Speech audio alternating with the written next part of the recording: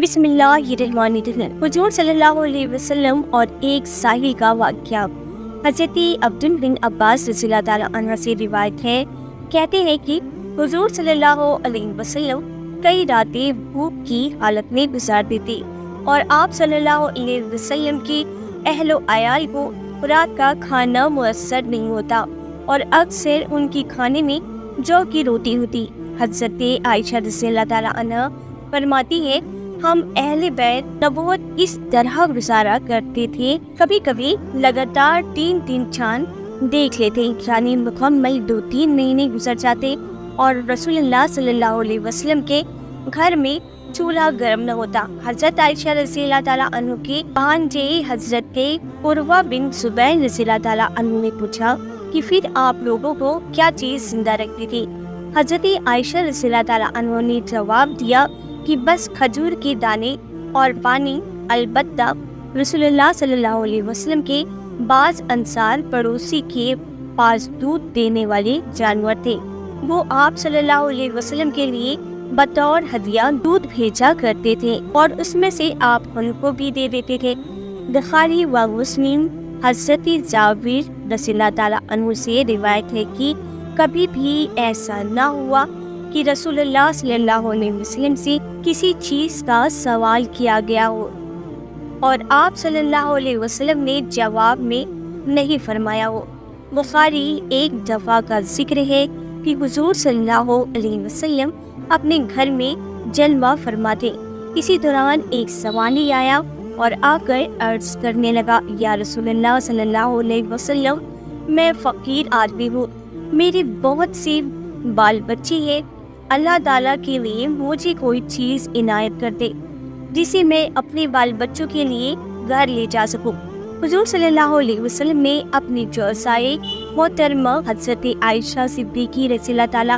عنہا سے فرمایا، عائشہ دیکھو گھر میں کوئی چیز ہے تو اس سوالی کو دے دو۔ حضرت عائشہ رضی اللہ تعالیٰ عنہا گھر کے اندر تشریف لے گئیں اور تھوڑی دیر کے بعد واپس آ کر عرض کرنے لگی، یا رسول اللہ صلی اللہ تعالیٰ علیہ وسلم، گھر میں تو اس وقت کوئی چیز نہیں جو سوالی کو دی جا سکے، لہذا حضور اقدس صلی اللہ علیہ وسلم نے اس سوالی سے فرمایا، اے سوالی، اس وقت تو گھر میں کوئی چیز موجود نہیں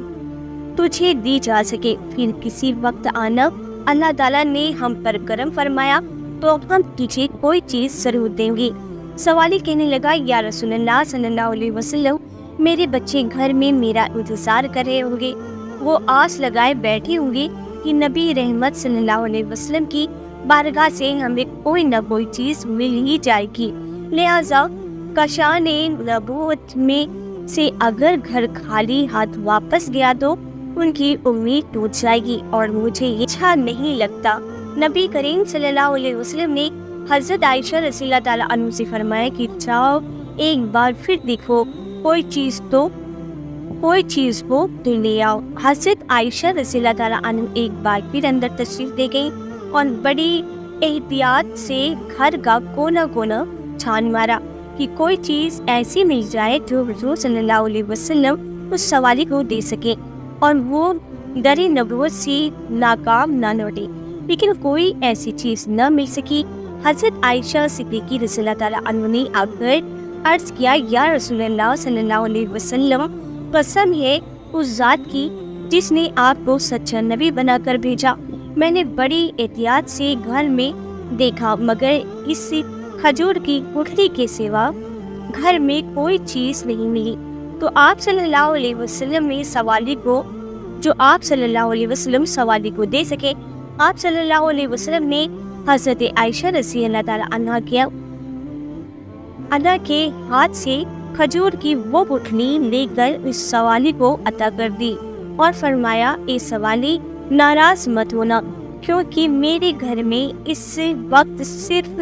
یہی ایک گٹھلی ہی ہے، اس کے سوا اور کوئی چیز نہیں جو میں تمہیں دے سکوں۔ اس ساحل نے اس گٹھلی کو لیا اور گھر واپس چلا گیا۔ گھر جا کر اس نے کہا کہ اللہ کے نبی کے گھر میں بھی اس گٹھلی کے سوا کچھ نہیں جو آپ صلی اللہ علیہ وسلم ہمیں عنایت فرما دیتے، یہ سن کر وہ سب رونے لگے۔ پھر جب انہیں لوگ نے خوب ستایا اور کی وجہ سے نڈھال ہونے لگے تو اچانک اس آدمی نے وہی گٹھلی اپنے منہ میں رکھی اور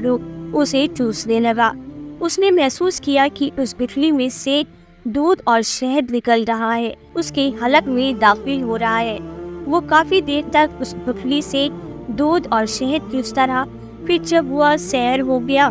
تو اس نے اپنی بیوی سے کہا، بڑی حیرانگی کی بات ہے کہ اس گٹھلی میں سے دودھ اور شہد نکلتا ہے، لو تم بھی چوس کر دیکھ لو۔ یہ کہہ کر اس نے گٹھلی اپنی بیوی کو دے دی۔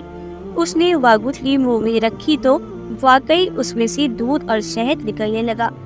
اس طرح جب وہ سیر ہو گئی تو باری باری سب گھر والوں نے اس گٹھلی کو چوس کر دودھ اور شہد سے اپنی بھوک مٹا لی اور اللہ تعالیٰ کا شکر ادا کیا۔ پھر انہوں نے اس گٹھلی کو تبرک سمجھ کر کہ یہ حضور صلی اللہ علیہ وسلم کے گھر سے حضور صلی اللہ علیہ وسلم کے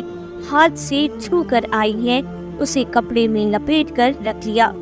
جب دوسرا دن ہوا تو اور عورت کو بھوک لگی تو اسی گٹھلی کا خیال آیا، لہٰذا وہ گئی اور جس کپڑے میں اسے لپیٹ کر رکھا تھا وہ اٹھا کر لے آئی، اور جب اس نے اس کپڑے کو کھول کر دیکھا تو وہی گٹھلی سوکھی یاقوت لال ہیرا بن گئی تھی، جس کی روشنی سے سارا گھر جگمگانے لگا۔ وہ بڑی حیران ہوئی۔ بہرحال اس نے وہ گٹھلی لی اور بازار چلی گئی، جہاں اس نے اسے 60,000 درہم میں عوض بیچ دیا۔ اس طرح نبی کریم صلی اللہ علیہ وسلم کی برکت سے ان کی بھوک بھی ختم ہو گئی اور غریبی بھی۔ تو دوستوں، امید کرتی ہوں یہ واقعہ آپ کو پسند آیا ہوگا، اور واقعہ پسند آیا ہو ویڈیو کو لائک کریں اور چینل کو سبسکرائب کریں۔ اللہ حافظ۔